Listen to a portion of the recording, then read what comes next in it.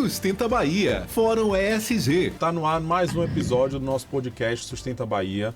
E a gente está muito feliz de estar aqui em mais uma edição falando sobre ESG em sustentabilidade. Vocês sabem que esse podcast é especial para falar sobre esse tema, até porque a gente vai ter o nosso evento dia 29 e 31 de julho, Sustenta Bahia, no Doca 1 em Salvador. Então a gente está fazendo um esquenta, recebendo algumas pessoas importantes aqui para tratarem desse tema. Obviamente que eu não estou sozinho, eu estou aqui com minha dupla, nós somos os curadores do evento. Eu sou Paulo Henrique, Laura Gurgel já está aqui com a gente falando com vocês também. E a ideia é a gente tratar hoje sobre pautas relacionadas à economia circular, ao movimento de catadores, à pauta de ESG em Salvador e tantas outras coisas. Além de curador do Sustenta Bahia da Band, eu também sou sócio da Startei, que é um hub de inovação focado em ESG. Então, para falar sobre tudo isso, a gente está recebendo dois convidados, mas antes de eu apresentar os convidados, eu vou passar para minha parceira aqui se apresentar e falar um pouquinho do que a gente vai ter hoje. Não é isso, Laura? Isso. Eu sou Laura Gurgel, faço parte da SER, que é uma organização da sociedade civil que apoia outras ONGs e fundos a ampliarem o seu impacto. E estamos aqui hoje, falando com essas pessoas ilustres. Essa que está aqui na minha frente, que queria muito trazer, que é Jeane. Jeane é do Movimento Nacional de Catadores, está como coordenadora estadual, né, Jeane? Não é isso? Estava aqui me contando um pouco das novidades. Então, vamos lá. E a gente também está recebendo aqui André Fraga, essa figura que para quem trabalha com sustentabilidade ou pensa em sustentabilidade e mora em Salvador conhece.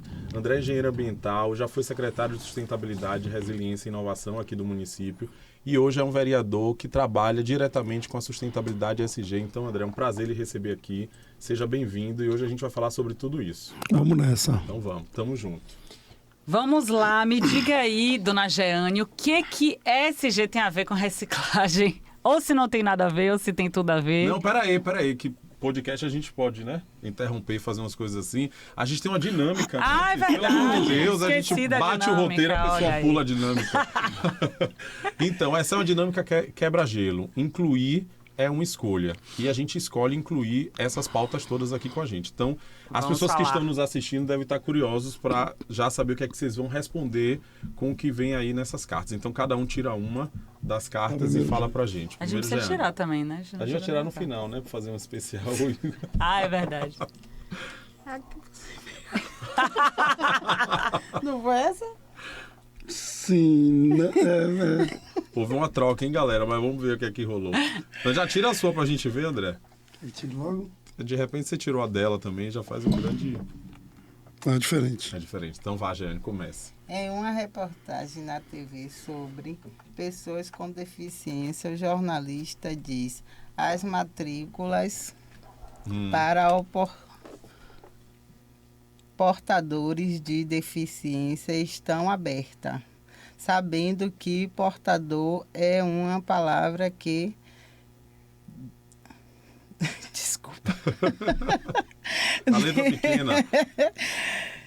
Como É uma que não se usa mais. Denota algum que leva algo para algum lugar, com um documento, uma bolsa, por exemplo. Com você explica para alguém que tem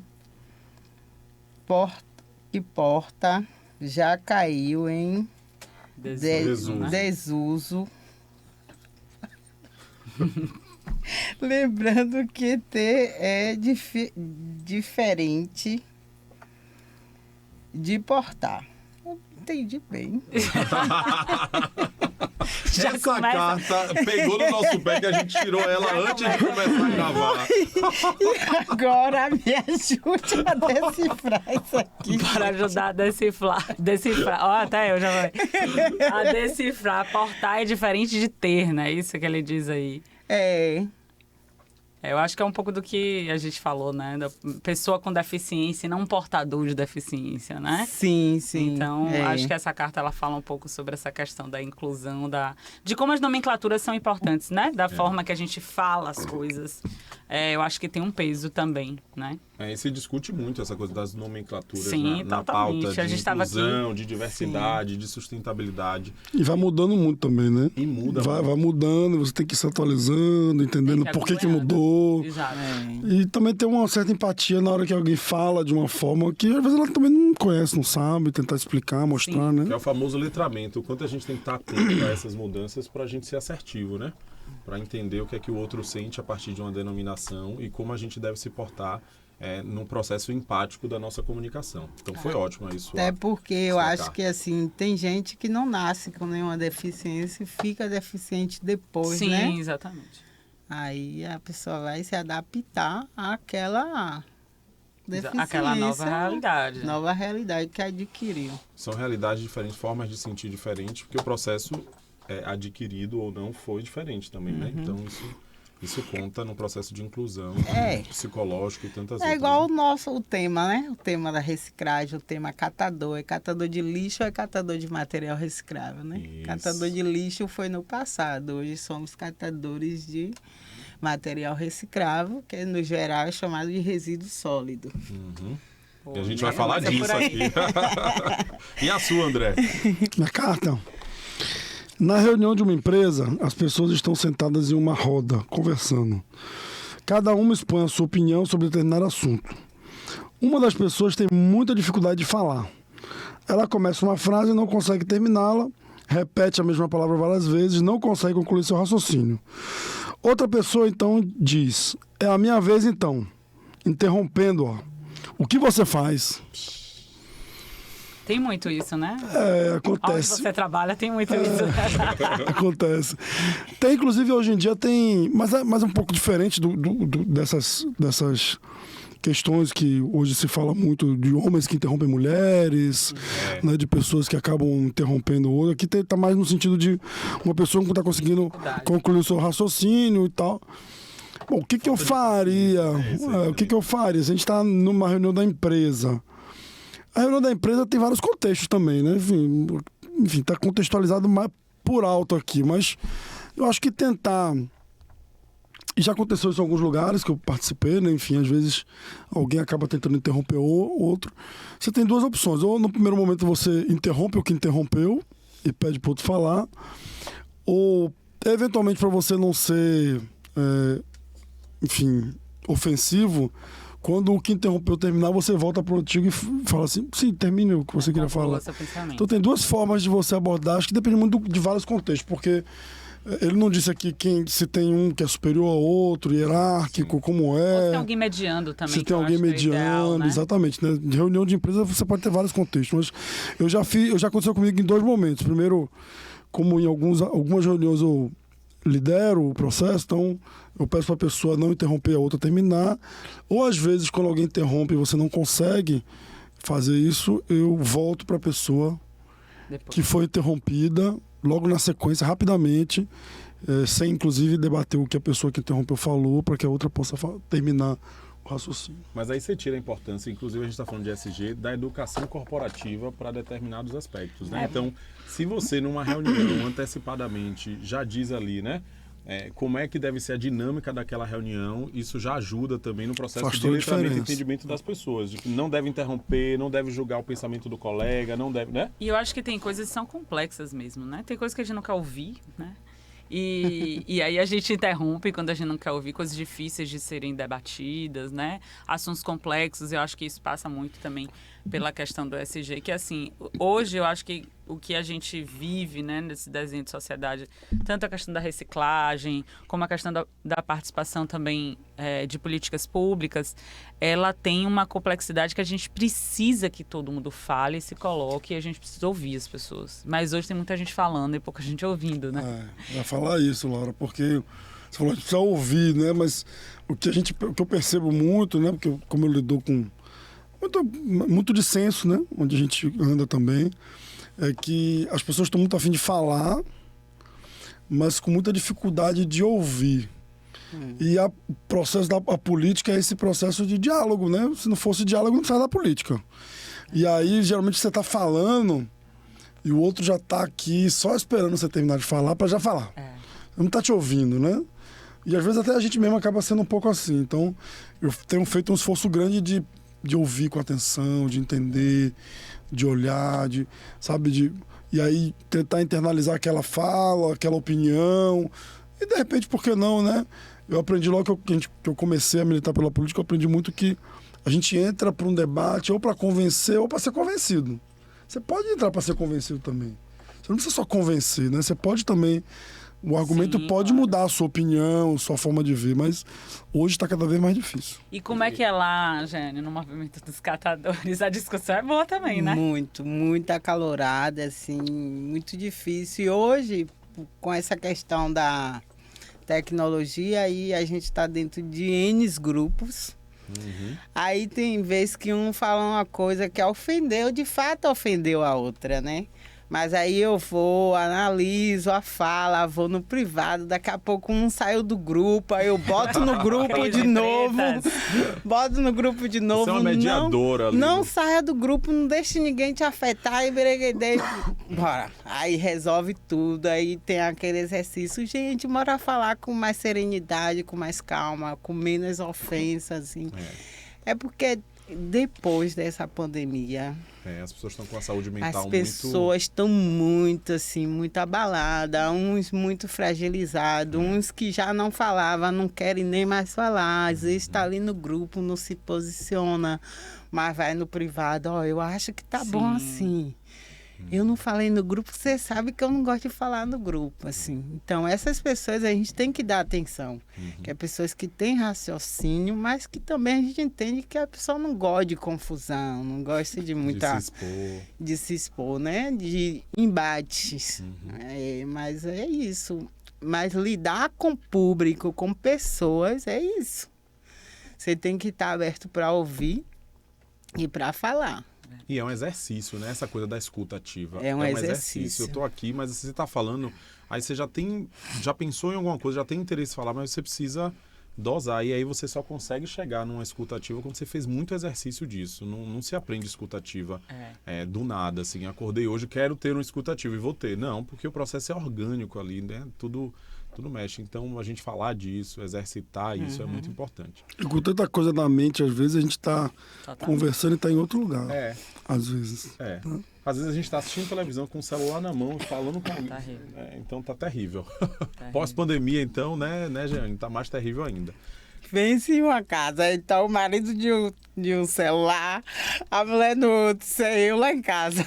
A televisão ligada e galinha no quintal. O vizinho com som nas alturas. O vizinho ouvindo a roda. É muita informação. E você tem que se concentrar ali nas coisas. Eu também não perco meu foco não no trabalho, porque meu trabalho dia a dia é no celular, né? Nos grupos, dando atenção. Articulação, quando não está em campo... Tá interno fazendo as atividades.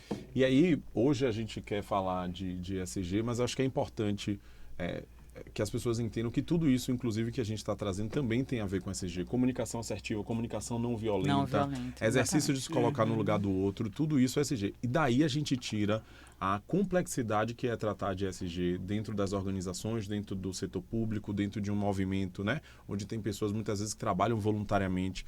Então, o tema de ESG é inesgotável. Na prática, talvez a parte técnica, ele se resume a 3 letras, né? Um acrônimo de 3 letras de uma palavra em inglês, que na verdade para a gente ASG, né? Que é Ambiental, Social e Governança, que é a sustentabilidade que a gente conhece como a capacidade do planeta existir aplicada ao universo corporativo, né? Então, dentro do que vocês fazem, tem claramente um recorte ambiental, né, pela questão da gestão dos resíduos, etc., mas também uma questão social muito né, forte. que é a relação entre essas pessoas, você acabou de citar, né, não só a relação entre vocês, mas a relação de vocês com, de fato, o meio ambiente, a relação com essas empresas, que é um pouco do que Laura ia perguntar antes da nossa dinâmica. Sim, né? e a relação com a inclusão produtiva, né, Jane? Porque eu acho que o volume, na verdade, de resíduos coletados, ele não é proporcional a essa renda, né, que deveria chegar até os catadores, né? Então, eu queria que você trouxesse um pouco desse histórico também, né? Eu acho que muita gente não conhece essa luta dos catadores, né, de tanto tempo. Na verdade, as cooperativas, associações de catadores, elas trabalham voluntariamente, né, para o município, para aqueles municípios que ainda não contratou elas, para prestar o serviço. Porque o serviço que a gente presta é de utilidade pública, né? Que a gente arranjou uma forma de gerar trabalho e renda para nós mesmos, já que os mesmos, né, os governantes não conseguiu fazer isso. E aí a gente faz esse trabalho, a gente não só coleta, leva para as cooperativas, faz a separação, que a seleção é minuciosa. É super complexa essa seleção. Complexa, né? Que tem as complexidades do plástico, tem vários tipos de plástico, papéis, metais, Metal. o vidro. Uma coisa mais desafiadora para a gente coletar é o vidro.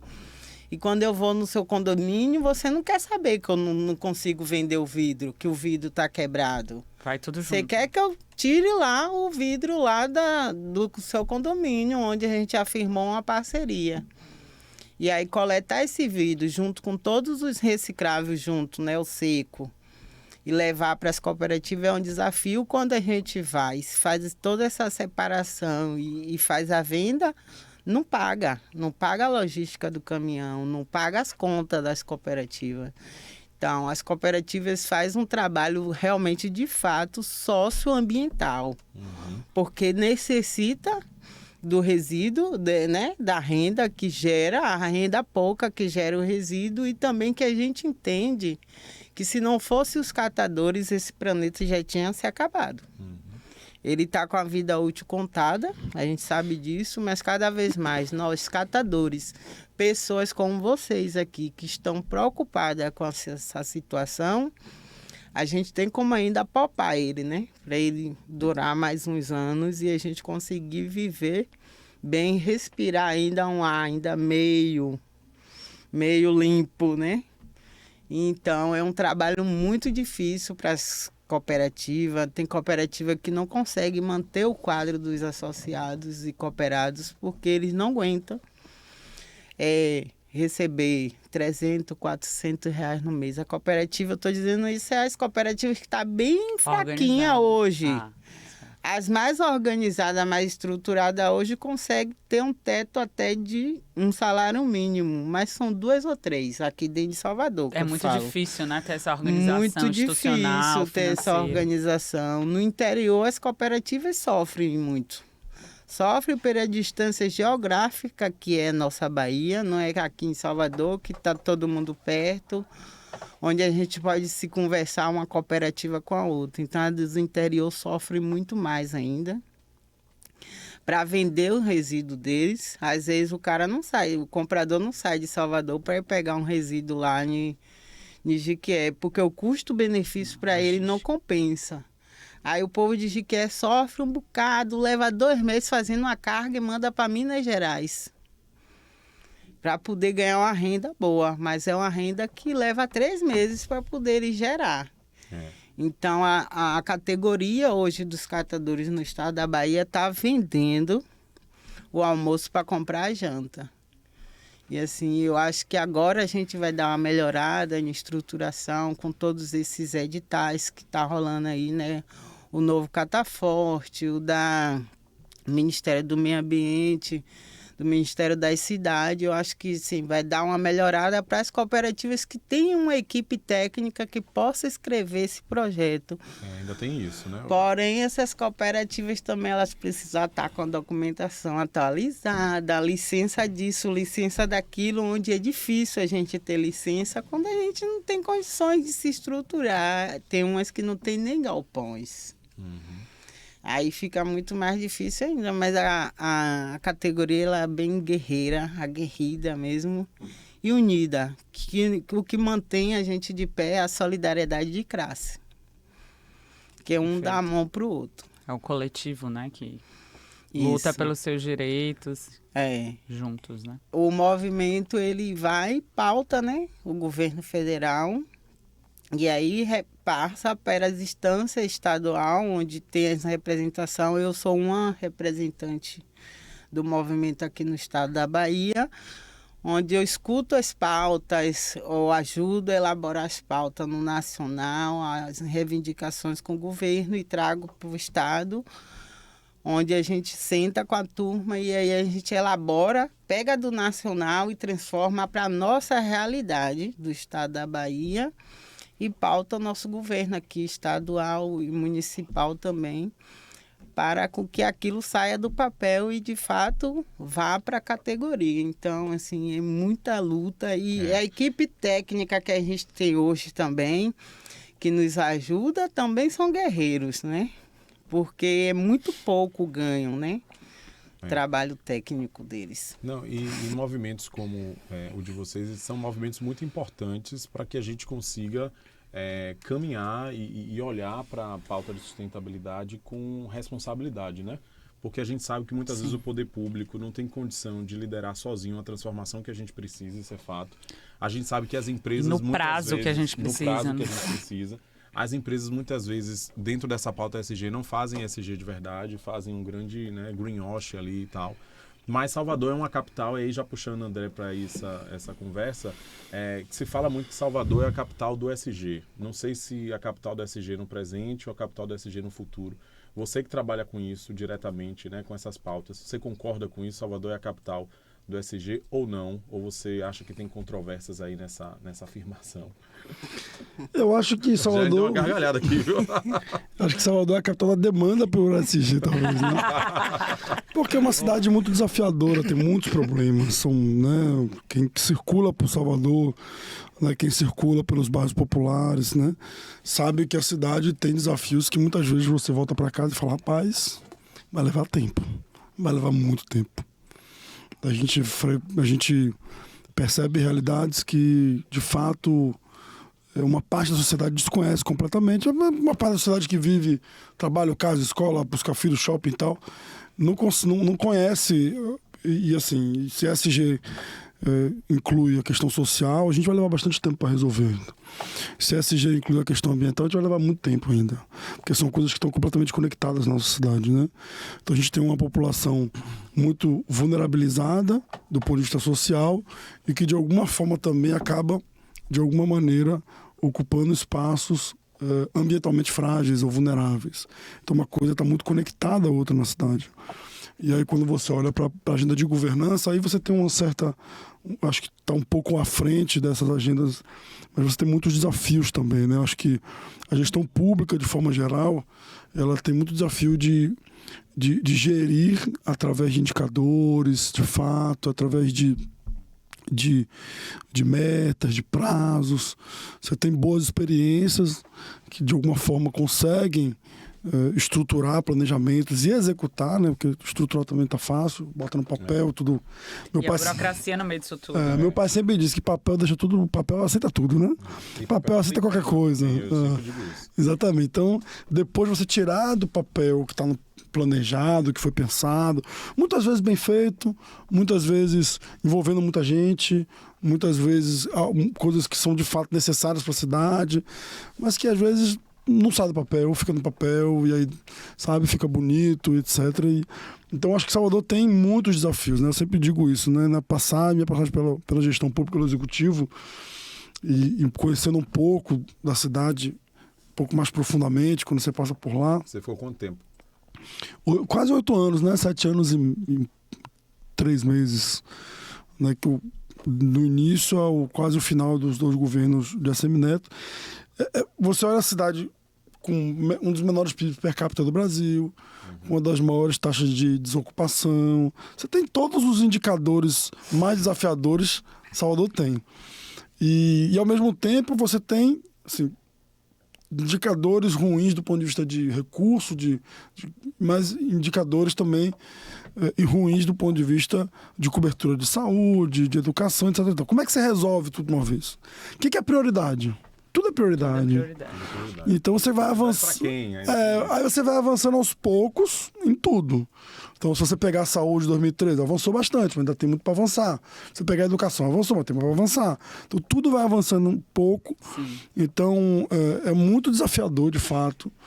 Então, acho que assim, a demanda por ESG da cidade é muito grande. Então, depende também da sociedade olhar para isso e, de fato, na hora que for escolher os governantes, né, lembrar desses assuntos, lembrar da coleta seletiva, da reciclagem, lembrar da educação, da saúde, lembrar das pautas que, em tese, mobilizam as pessoas. Se você perguntar para qualquer pessoa Se você for prefeito, você faz qual é a sua prioridade? Saúde, educação. segurança e educação. É isso que eu ia Já dizer. podia criar A um pauta ciclo, né? ambiental tá Essa é assim. atrás, né? Ninguém Transporte lembra. e tal.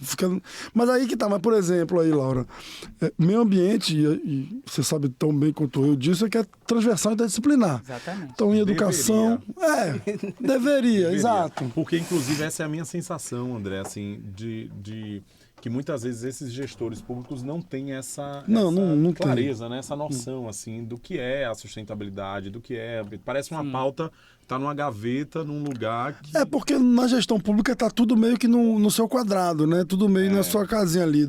Então, a pessoa que cuida de saúde, tem lá as urgências, as emergências, as questões, né, de apagar incêndio do dia a dia também, acontece um problema.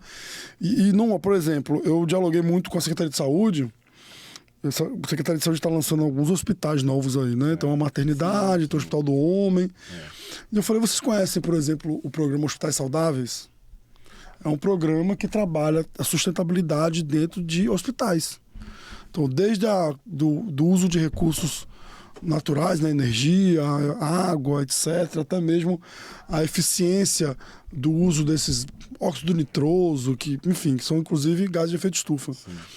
E aí conseguiu incluir, por exemplo, na construção, já conseguiu na infraestrutura, e na licitação de quem vai operar o equipamento, Também. os critérios Boa. do Hospitais Saudáveis. Ou seja, é uma rede, e aí você consegue trazer esse assunto. Ou então você trabalha, por exemplo, com as PICs, né, que são as práticas integrativas complementares, que é uma lógica um pouco mais sustentável e holística na saúde. Aí você vai dialogar com a educação, você...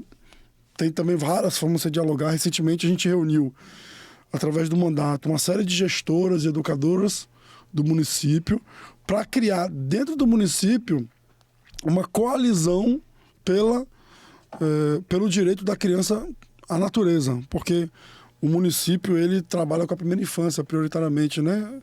E aí a gente quer... Eu tenho estudado muito, vocês sabem que eu tô pai agora recente, e aí eu tenho estudado muito essa coisa... Joaquim deve estar assistindo a gente, né? Não... Joaquim faz tudo que ele faz. Estou estudando muito essa coisa de criança com natureza e tal, a importância disso, né? Para o desenvolvimento cognitivo nessa primeira etapa da infância. E aí eu vou visitar, às vezes, as unidades de educação e não proporciona isso. E, por outro lado, eu encontro muitas gestoras, educadoras que compreendem a importância, que querem fazer, que me acionam, porque querem levar isso para lá. Então eu falei, pô, eu encontrei uma lá em Coutos, outra na Cidade Baixa, outra em Periperi. Pô, vamos juntar essa galera para criar essa coalizão. Então você vai construindo isso, mas assim, vai levar tempo. É o que eu falo, né? A gente não sabe se vai dar tempo, né? Tem isso. Continuar A gente neste é transição, planeta, assim, nesse... totalmente, né? Não, vai dar tempo porque lá atrás você vai dar tempo por conta da mudança do clima, da crise climática. Isso, exatamente. A gente vai virar um Mad Max, né? Um negócio assim. A gente vai estar afundado em sacola plástica, assim, né? Gente? Exatamente. Agora sim, André, leve também não só a parte da sustentabilidade junto à reciclagem, que todas as escolas, imagine todas as escolas municipais e estaduais sendo pontos de coleta. Sendo ponto de coleta voluntário para entregar para as cooperativas, gera menos um impacto, a energia solar, a reutilização da água, sim. Isso a educação tem essa capacidade dela conseguir ter as pautas transversais. De extrema importância. E quando você ensina para uma criança, eu lembro como se fosse hoje, há 25 anos atrás, quando eu comecei a dar as primeiras palestras, né? Em escola de rico, nunca nem tinha entrado em uma escola daquela, né? Vila Lobos,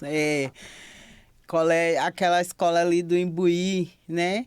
De aí eu ir falar com a criancinha nunca mais esquecer. Da próxima vez que ela me viu, ela, ai tia, eu falei pra Maria que trabalha lá em casa, a Maria tá guardando a garrafa, tá limpando. Então, quando você ensina uma criança, e a educação ambiental e de reciclagem também, tem que ser implantado dentro das escolas. Total. Tem que ser implantado, porque aí a criança, hoje a gente vê muita gente, adulto, criança, pega um queimado, chupa e joga no chão, na rua. Eu fico assim, na minha porta tem uns bags já de reciclagem. Meu marido já botou na boca do bueiro para não entupir. Então, quem quiser joga um lixo, joga um reciclagem, depois a gente vai lá e faz a seleção, né? E vende o que serve para reciclagem, já para evitar de entupir o bueiro. Poxa, eu moro cá em cima, mas eu tenho que me preocupar com quem mora lá embaixo, porque se o bueiro entupir, não vai me afetar, que eu estou em cima. Mas vai afetar quem mora lá embaixo no bueiro, já perto, né, do rio. Não é um esgoto, é um rio que virou esgoto, né, Laura? O Mucambo lá, que eu moro bem atrás da Mário Sérgio, assim. Sim.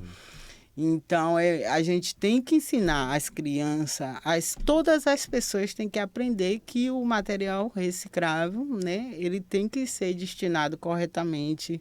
O orgânico, ele pode ir para o quintal, pode ir para a galinha, pode cavar um buraco na terra, quem tem quintal, e ir jogando lá, que vai fazer a composição, ainda vai gerar um adubo orgânico. Então, é muito simples, não precisa ter dinheiro, estudo para poder fazer. Eu me lembro priorizar o tema, né? No começo tinha aquela coisa de, tem que ter o lixo da Cotal, e aí era muito caro e não sei o quê, ninguém queria fazer, né? Não tinha espaço. Vai dificultando as coisas. A gente vai colocando dificuldade numa coisa que não tem, né? E aí eu ia te perguntar, Jane, também, você falou essa coisa dos rios, infelizmente, né? A gente tem muitos rios em Salvador mortos, né? Ou morrendo. Todos, praticamente, né? Ou seja, essa pauta da reciclagem, ela também está conectada, como você está trazendo, com todo o meio ambiente, porque a gente está falando de poluição de rio, e a gente está falando de uma demanda que só aumenta, né? Porque a produção do plástico aumenta, e aí você tem muito mais plástico, né? Você tem muito mais metal, e essa cultura, né? Também de comprado, enfim, o tempo todo, né? Que é isso que eu digo. Eu acho que não vai dar tempo, porque a gente precisa ter um movimento de redução também, de regeneração, consumo, né? De regeneração e etc. Mas como que você vê também... aí eu vou fazer uma pergunta bem fácil, né? O que falta? Você falou um pouco dessa educação também das crianças e etc., das pessoas, mas a gente precisa entender também que existem outros volumes que vêm de indústrias, né? Que vêm de empresas grandes, assim. O que você acha que essas empresas também, né? O que falta, vamos dizer, para a reciclagem ser, de fato, um pilar, assim, da sociedade, né? Eu acho, assim, que falta uma educação, assim, nacional, assim, e começar pelas empresas que fabricam. Tem que parar de fabricar esses plásticos. Tem plástico que chega na reciclagem que não tem reciclabilidade. Digamos, eles fabricam, tem um selinho lá que é reciclável, mas a gente não acha comprador para vender isso. Tem isso. E aí o mar de plástico vai ficando nas cooperativas, vai para os aterros sanitários, porque a gente recebe como reciclável, mas não consegue vender. Então, eu acho que tem que diminuir o volume de plástico. Tanto plástico, gente. Às vezes, uma coisinha de nada, vem 3, 4 plásticos. O plástico é um problema de quem produz, né? De quem produz, não é da gente. No mercado tem que ver como vai fazer, o que vai fazer. E isso eu acho que, assim... A legislação diz isso, né? A legislação, tem a legislação da logística reversa da embalagem, onde... foi de 2015 ou 2016. Hoje, né? Poucos fabricantes aderem. Sim. Aderiu. Um mais resistente de todos é do vidro. É uma coisa que é mais difícil de você reutilizar, e é reciclar. super reciclável o vidro, não é? Areia, né? E aí a gente não consegue, né? Porque... É aquela lei que não pegou, né? No Brasil, não pegou, que tem isso. Não pegou então a lei. Tem que partir das indústrias. Tem que partir para as indústrias. Os governantes têm que chegar à indústria. Você não vai mais produzir esse tipo de plástico aqui da caneta. Não pode e acabou. Chegar na cooperativa, a gente não consegue vender esse material aqui. Tem a logística reversa, onde você vai levar anos e anos juntando canetinha, depois mandar para o trabalho que eles querem que a gente faça. Mandar pelo correio, escrever e-mail, não sei de quê. Aí ninguém vai conseguir reciclar, gente. Tinha que ser mais fácil, tipo as pilhas, né? Já tem pontos onde você vai lá, deposita suas pilhas. O lixo eletrônico, hoje as cooperativas recolhem todos os tipos. Um microfone desse, um celular, um fone. a gente pega e leva lixo eletrônico, onde faz a separação de algumas peças e a gente consegue vender. Agora, o que você está falando é bem verdade, essa coisa da educação, né? A gente viu recentemente a lei da questão das sacolas plásticas, né? A loucura que foi, a confusão, as pessoas chegavam, não levavam ecobag, aí não sabia como fazer, por que aquilo. E aí já, André, querendo entender dentro desse contexto da coisa das sacolas plásticas, né? Você que é vereador, né, que trabalha com essas pautas, como é que de fato a gente consegue ter leis que possam ser cumpridas, ou pessoas que, à medida que recebem uma determinação legal de uma mudança para algo mais sustentável, pode se incorporar e contribuir ao invés de contestar, entendendo que é uma coisa boa para o meio ambiente. Queria que você falasse do desafio dessa máquina pública e desse entendimento das pessoas, né? Do dia a dia, do cidadão comum. Sim. Esse caso da sacola é bem interessante, porque você trouxe um tema bem recente aqui para a cidade, né? Sim. E que o mundo todo, de certa forma, segue essa lógica, né? Se você não tem sacola, você ou compra uma ou leva a sua. Quer dizer, você não vai ter um mercado. A primeira vez que eu vi isso foi na África do Sul, na África.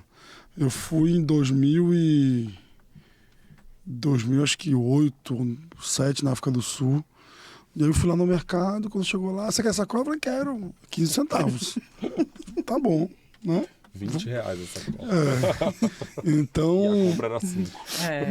obviamente que a gente tem uma cultura no Brasil, Salvador talvez com mais força, de que a sacola, ela de certa forma, ela é reutilizável, né? É reutilizada. Você vai no mercado, você pega a sacola, usa no lixinho em casa, etc e tal. Mas isso produziu uma cultura muito ruim, porque primeiro que a sacola é de péssima qualidade. Às vezes você vai no mercado comprar uma caneta, o cara bota 2 sacolas para botar uma canetinha dessa. Ou então você vai na farmácia e o cara lhe dá um saquinho de plástico desse tamanhozinho que você não usa para mais nada depois. Então essa lógica, ela foi se consolidando e as pessoas acham que é um direito. Então é um direito ter a sacola. A lei que a Câmara aprovou, ela também cometeu alguns equívocos, algumas falhas, que foi o uso equivocado da palavra reciclável. A legislação trazia que deveria dar uma opção reciclável. Quando reciclável, como a Jane falou, é tudo. A questão é se é financeiramente viável reciclar aquilo ou não. Mas tudo é reciclável no mundo Até planeta. o isopor é reciclável. Tudo. Tudo aqui em Salvador tem uma startup que está reciclando isopor e está conseguindo fazer produtos, inclusive. Start solidário, né? Exatamente. Então, só que quanto custa reciclar algumas coisas? Não é viável economicamente. E aí, nesse processo de revisão da lei, eu participei muito ativamente porque eu fui procurado pelas cooperativas, que as cooperativas, elas têm na cadeia de parceiros delas pequenas indústrias que produzem sacolas plásticas recicladas pós-consumo. Diferente de reciclável. Quem não dialoga com esse segmento, como a gente dialoga, não entende muito bem a diferença entre reciclável e reciclada.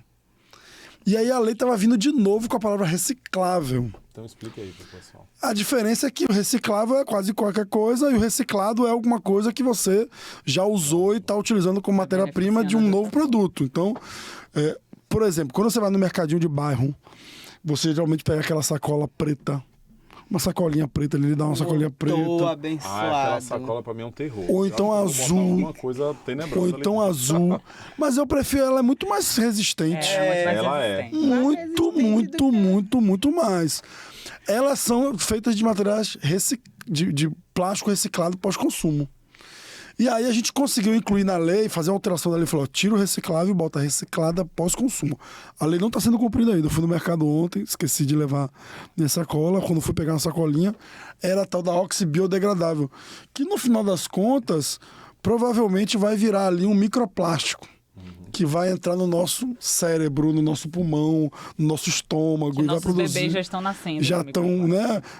Em Paris, lá eu estava vendo que em Paris a galera respira um cartão de crédito por ano de plástico, enfim. Então, quando a gente olha para essa... A mudança de cultura é muito complexa, né? O cidadão está acostumado, aí quando vem aquilo, é tão fácil, assim, talvez ele tivesse em casa uma bolsa, a avó dele tem uma bolsa, que Como podia... era antigamente, né? Exatamente, e se né, se adaptando a esse processo, mas já considera a questão do saco plástico um direito. Aí a classe política, ela não aguenta pressão, né? A pressão não aguenta. Então, Não aguentou não, viu? rapidamente. A imprensa acho que não ajudou. A imprensa também não ajudou. Porque fez aí também um movimento, de vez de ajudar no processo de educação. de Parecia formação. uma coisa, né? Já começou a Tem um jogar lobby um por trás, absurdo, olha aí, os vereadores botaram foi Sensacionalismo. pro povo pagar, beneficiou o empresário, etc e tal. Então, no final das contas, não aguentou a pressão, mudou a lei. A lei não foi tão ruim agora, se ela for executada. Se ela for executada adequadamente, você vai potencializar a cadeia da reciclagem na cidade. Opa. Porque a partir de agora, todo mundo vai ter que ter sacolinha plástica reciclada pós-consumo. Isso vai potencializar uma parte da cadeia da reciclagem. E a gente espera que ela seja efetivamente implementada, porque senão também não vai fazer sentido. Não mudou nada, na verdade. Acaba não mudando zorra nenhuma. E aí, Jane, outra coisa que se fala em termos de desafio de reciclagem em Salvador é a coisa do vidro, né? Que a gente estava Total. falando aqui agora. Há tantos anos já. Há muitos anos se fala isso. Eu queria que você, como uma liderança, né, já há muitos anos nesse segmento, falasse um pouquinho, esclarecesse um pouquinho essa coisa da reciclagem relacionada ao vidro na nossa cidade, que é tão polêmica e, ao mesmo tempo, as pessoas não veem alternativa. Se fala muito que não tem alternativa, que não tem cooperativa, que não tem modo de fazer e tal. Eu queria que você falasse um pouquinho sobre isso. Tem alternativa, sim. As cooperativas, na sua maioria, hoje aqui em Salvador, recolhe, sim. E vende. Só que é difícil a gente coletar o vidro e a gente para ganhar com ele, a gente tinha que coletar em grande escala. Tipo, a gente tem que ter um processo de parceria com hotéis, bares, restaurantes, né? Tem que ter muito volume, né? Ter muito volume, porque é 20 centavos, 18 centavos, 20 centavos o quilo, e só leva uma caçamba. Tem cooperativa que não tem condições de ter uma caçamba no seu galpão, no seu espaço de trabalho. Mas hoje também a gente está fazendo um trabalho em conjunto, né? Já foi feita uma primeira venda entre 3 cooperativas de vidro e que deu muito certo. Ah, que bom. Onde as outras que estavam vendo ali que deu certo para aquelas 3, aí Agora querem hoje participar todos também. nós querem participar. Inclusive hoje a gente decidiu qual vai ser o produto, né, nosso, que a gente vai apresentar enquanto rede, é venda em conjunta. Os nossos produtos vai ser o vidro, papelão e o óleo. É outro resíduos que é bem difícil de coletar e que a gente Super precisa coletar isso, e que vocês, dona de casa, que está nos assistindo, nos ouvindo, nunca despeje o óleo pela pia. Ou privado. Nem na privada. Coloque em uma garrafinha PET e destine para reciclagem. Tem pontos de coleta em alguns locais ainda em Salvador, mas é muito fácil de vocês achar as cooperativas no Google. E o óleo pode virar, O óleo pode Muitos virar produtos, sabão, que pode voltar para essa pode mesma dona de voltar casa. para essa dona de casa, óleo diesel, né? Aí mais sustentável. Então, tem o óleo, tem o azeite de dendê, e vocês não joguem esses resíduos na pia, na privada e nem no solo, porque isso vai para a água, onde a gente vai Altamente ter que poluidor. beber essa água um dia. Exatamente. Exatamente. E a gente está falando de SG, e eu acho que já caminhando para o final. Não sei Sim. se Gabriel já deu uma finalização ali para a gente. Mas pensando, né, no movimento, pensando na nossa preocupação, inclusive, de que um evento como esse possa fomentar e trazer empresas que de fato façam SG, preocupadas, né, em incluir, preocupadas em fazer produtos ambientalmente sustentáveis e tal. O que é que vocês diriam assim para esse perfil de empresa? Como é que essas empresas podem aí envolver de fato o movimento de catadores de modo que possa gerar benefícios para a reciclagem, para o público, né, que trabalha com isso? E no seu caso, André, ser parceiro do poder público, ser parceiro, né, da agenda na nossa cidade, Como é que vocês apontariam um caminho para essas organizações? Como você falou no início, acho que você comentou, Laura concordou, que esses nossos desafios eles jamais serão resolvidos apenas pela gestão pública. Não tem como, é impossível. E, por exemplo, a própria Política Nacional de Resíduos Sólidos, que é o principal tema que a gente está dialogando aqui, traz, por exemplo, a responsabilidade compartilhada, a lógica reversa, a inclusão social, como princípios. Então, quando a gente olha para isso, e quando eu fui secretário, participei da gestão pública, eu era muito demandado, muito cobrado. Tem que ter coleta seletiva, tem que ter coleta seletiva. Mas só o município, só o poder público não vai solucionar. E não é isso, inclusive, que a legislação diz. É preciso ter um diálogo e uma coparticipação, inclusive de financiamento, do setor privado. Então, onde você vai no planeta que a coleta seletiva, a reciclagem funciona, é todo mundo no mesmo barco. Todo mundo fazendo uma parte do processo para que isso funcione. Então, obviamente que o poder público, a classe política, precisa ter coragem também de enfrentar o desafio, vontade política, porque a Política Nacional de Resíduos Sólidos ficou 10 anos para ser aprovada, foi aprovada em 2010, nós já vamos para 14 anos. E aí toda hora dão mais prazo para encerramento de lixão, muda. Os acordos setoriais, que são a forma como o Brasil escolheu para avançar na lógica reversa. Alguns avançam, outros não. Então, você tem, por exemplo, alguns que funcionam mais ou menos bem, como o das farmácias, de medicamento, ou do de pneus, ou de embalagem de agrotóxicos. Eles funcionam. Mas, por exemplo, o que tem de volume hoje? É o plástico? Cadê a lógica reversa do plástico? O volume hoje que a gente tem do vidro, que já estava sendo citado aqui, cadê? Então, como é que a classe política encara de fato esse desafio? Começando a cobrar da sociedade, mas aí do setor privado, para que ele possa assumir de fato a sua responsabilidade, não fique no greenwashing aqui, fazendo um evento aqui, outro ali, uma atividade, troque aqui o seu negócio por um pouco de refrigerante, que eu já vi algumas empresas fazerem isso, por exemplo. Então, isso é muito importante. E, por outro lado, olhar também para isso enquanto uma estratégia, o poder público dialogando com o setor privado, para olhar como uma estratégia de sobrevivência de ambos. Todo mundo, né? Então, Laura falou mais cedo que talvez não dê tempo. Então, vamos lá. E não vai dar tempo para todo mundo, né? Exatamente. Saiu agora, tem uma pesquisa aí que está rodando bastante, de que o Brasil é um dos países previsto para que as pessoas não consigam viver em 2050. Daqui a 50 anos. Daqui a 50 anos, né? E aí? Que empresa que vai ganhar dinheiro se fosse... Se ninguém conseguir morar, viver aqui, né? Exato. As pessoas não existirem, não. Exatamente. Tudo bem que o mais pobre vai começar sofrendo primeiro. A gente sabe disso, etc. Vai morrer primeiro, vai passar fome primeiro, vai ter problema primeiro, mas vai pegar todo mundo. Então, muitas vezes, as pessoas mais pobres são, diríamos assim, o consumidor dessas empresas. Então, se elas não atuarem, não desenvolverem suas estratégias, elas vão ter mercado consumidor. Então, aquela história de que se não tiver uma estratégia consolidada para salvar, o seu mercado, você não vai ganhar dinheiro mais. Então, o poder público tem esse papel também de ter mais responsabilidade do que o setor privado em alguns aspectos. Então, aí é o caminho de apertar o bolso, de dizer, você exatamente. Não vai ter como ganhar dinheiro. E dá para também trabalhar a partir de incentivo. Eu gosto muito de trabalhar a partir de incentivo. A gente criou o IPTU verde, IPTU amarelo, que hoje é o Torga Verde. Como é que a gente... O governo federal agora lançou... Os catadores, né? Que é tipo a Lei Rouanet da reciclagem, né?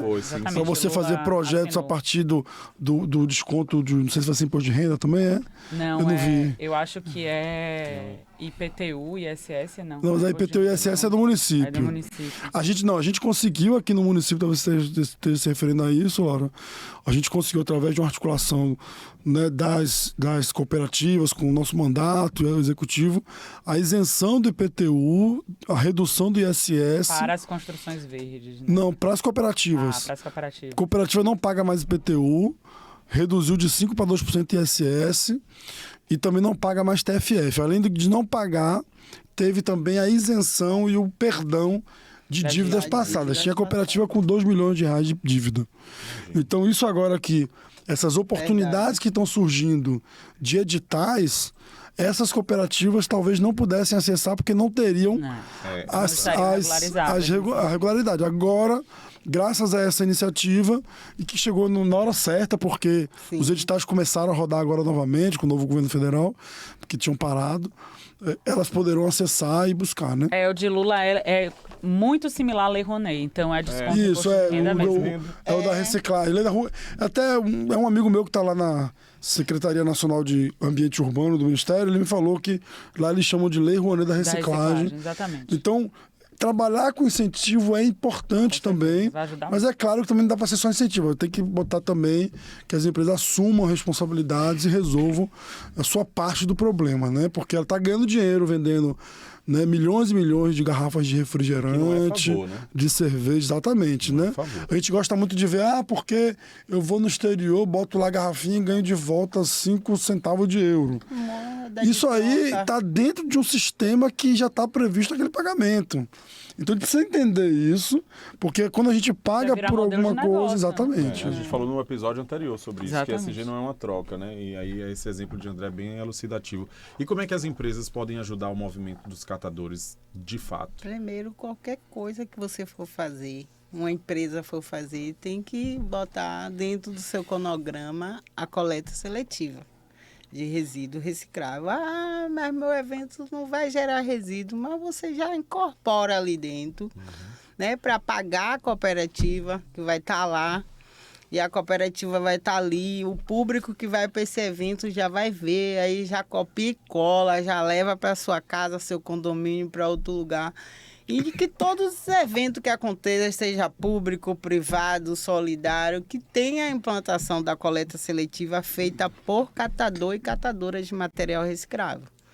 Não que seja uma startup, que seja uma empresa que já tem condições de ganhar por outros meios e nos atravessar. Né? Porque é isso que está acontecendo muito hoje, né? As empresas chegam com esses expertise, não é pecado também, mas as cooperativas têm condições hoje de desenvolver, de prestar o serviço, de liderar o processo todo. de liderar o funcionamento processo todo de funcionamento de coleta seletiva em pequenos e grandes eventos. Em Salvador, no interior, a gente já está fazendo isso. O modelo do São João daqui, o interior já está fazendo. O Nápoles fez.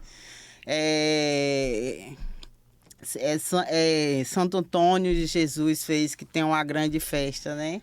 Então, tudo isso foi com incentivo do governo do estado e alguns interior, a prefeitura, Juazeiro, porque tem uns que não é São João, é Pedrão. Né? Ou é São outra Pedro, festa, foi Santo Antônio quem emendou. Mas, assim, tudo está tendo um pequeno incentivo, né? Então, essas empresas podem pagar, porque se você contrata uma empresa de limpeza, você também tem pode que- contratar uma cooperativa para poder fazer a gestão do resíduo sólido, né? No seu evento. Então, é dessa forma que as empresas, a ESG, pode estar ajudando as cooperativas de catadores de material reciclável Maravilha. em Salvador, na Bahia e no Brasil. Recado queria dado. falar- Recado dado. Eu queria falar um negócio, porque assim, eu sou muito procurado também pelas pessoas querendo falar sobre reciclagem, condomínios, etc.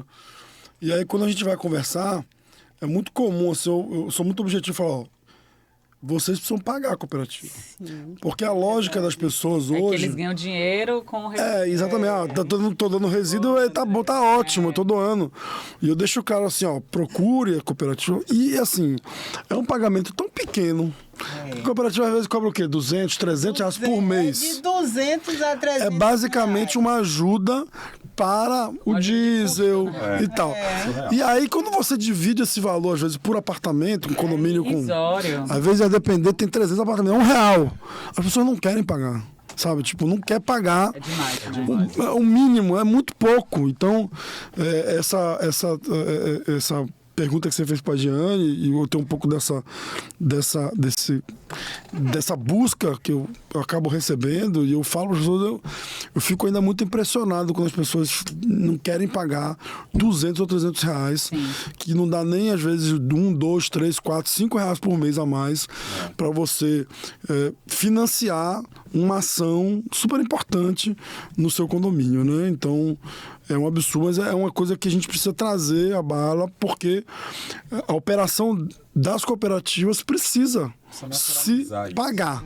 E só o resíduo não paga. Não basta, Não basta. Então, é importante que a gente compreenda essa lógica para que as pessoas, quando forem buscar esse serviço, elas possam entender que vai botar lá no orçamento uma taxinha quase irrisória, mas que faz toda a diferença para a cooperativa. Recado dado. Total. E para finalizar, Paulo trouxe essa lupa aqui, não é à toa. Rapaz, não diga que é gente... minha, não. Que André já começou aqui com a carta. Inclusive tá à imunda, distância. viu? Só quero dizer Foi isso. André.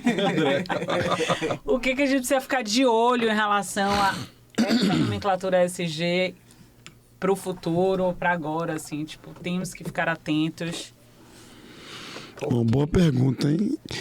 Eu acho que, na prática, talvez vocês também saibam mais disso do que eu, é olhar se a sigla vai durar, né? Porque toda hora tem uma sigla nova, um movimento novo. Então, Confunde ainda mais, né? inclusive... Você acha, André, que vai durar ou não? Rapaz, eu estava lendo recentemente que o pessoal da BlackRock já mudou. Galera Fink. Já mudou. Né? E já mudou o negócio lá, já não tá mais nisso, já tá preocupado agora com, acho que com, sabe, segurança, foco. Enfim, eu acho que a tendência é que a gente se aprofunde nesses assuntos.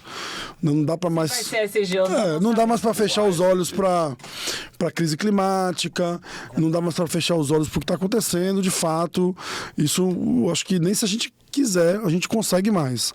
O desafio é a velocidade da ação, se vai dar tempo da gente resolver os problemas, se a gente vai conseguir reduzir o volume de pessoas que sofrerão com o que vai acontecer. Esse é o desafio da gente. A gente fala da educação ambiental aqui, leva criança e tal, mas a gente jamais pode botar no colo dessas crianças, desses jovens, a responsabilidade. A responsabilidade é da nossa geração, da geração que passou pela gente, né? Porque elas vão enfrentar muitos desafios que nós não enfrentamos, que nossos pais não enfrentaram, mas que a gente produziu. Então, como é que a gente tenta, ainda no tempo que nos resta, né, reduzir o dano? Acho que esse é o desafio. E se a sigla vai durar, espero que dure, espero que se consolide, espero que as empresas, de fato, né, façam suas políticas corporativas olhando esses aspectos e que elas impactem, de fato, populações, pessoas, colaboradores, fornecedores, etc. Mais do que isso, que a gente possa evoluir no conceito. Se vai ser ESG, Sim, ESG ou exatamente. ESG e mais alguma outra letra, não Não importa. importa. Evoluiu ainda mais A importante seguridade ainda. do planeta, né? Ah, A gente conseguir coexistir com ele. E no caso aí, Jane, da sua lente, o O que é que tem você que ficar diz? de olho aí? Ficar de olho, assim, porque as pessoas também precisam ter mais informação, porque como o André falou, cada um dia é uma sigla nova, é uma coisa nova. Tem muita gente que deve ter ouvido falar em ESG aqui pela primeira vez. Né? Eu sei porque a gente, né, lida com reciclagem, com o mundo do reciclável e de cooperativa do mundo todo, né? A gente tem contato até com a rede, existe uma rede latino-americana dos catadores, e onde tem as organizações internacionais que veio buscar no Brasil, para você ver a potência do Brasil, veio buscar no Brasil a organicidade. Então, lá eles conseguiram se organizar, buscou a nossa experiência, conseguiram se organizar melhor. Lá no Chile, em Bogotá, na Argentina, os catadores vão à luta, então ele já conseguiu empreender, né? Transformar do reciclável só e transformar o produto, né?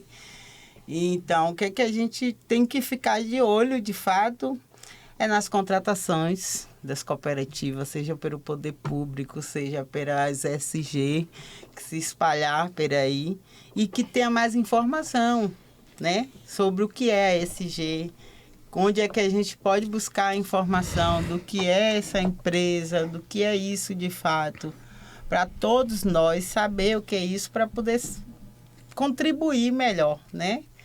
E o planeta depende de todos nós. Como o André falou, a gente não pode, de fato, botar a responsabilidade nas criancinhas que estão chegando agora, que isso é um problema nosso que a gente criou.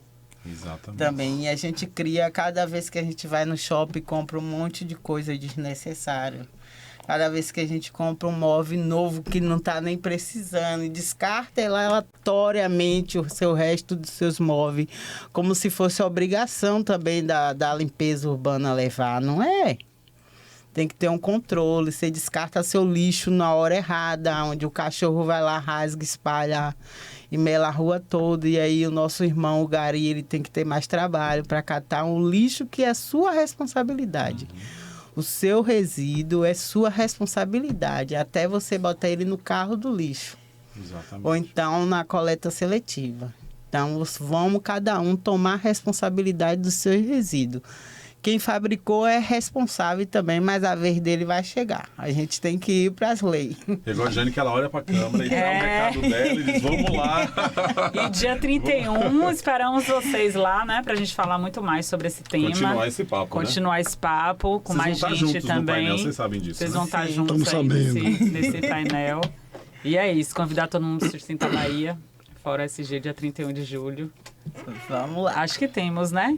29 de julho, com a ministra Sônia Guajajara, ministra dos Povos Indígenas, e dia 31, no DOCA 1, de 8h30 da manhã às 19 horas, tratando de todas essas pautas, né? Economia circular, que é a mesa de vocês, mas a gente vai falar sobre cultura e sustentabilidade, vamos falar sobre governança e tantas outras pautas. Então, agradecer a vocês pela presença. Muito né? obrigada. Dizer que foi ótimo, passou rápido, era 30 minutos, não faço ideia de quanto tempo tem. Mas uma hora. Isso tudo foi, Tá valendo, tá valendo. foi rápido mesmo. Foi rápido. Muito obrigado. Prazer. Valeu, gente. Um abraço. Tchau, A tchau. gente que agradece, né, essa oportunidade de estar informando mais as pessoas do nosso trabalho, da nossa militância e do planeta, pessoal. Sebrae, BYD, é com a Via Sul, Wilson Sons, Suzano, Galvani, Portal Santo Agostinho, Construtora, Alba Seguradora, Band News, Contexto, C, Startei.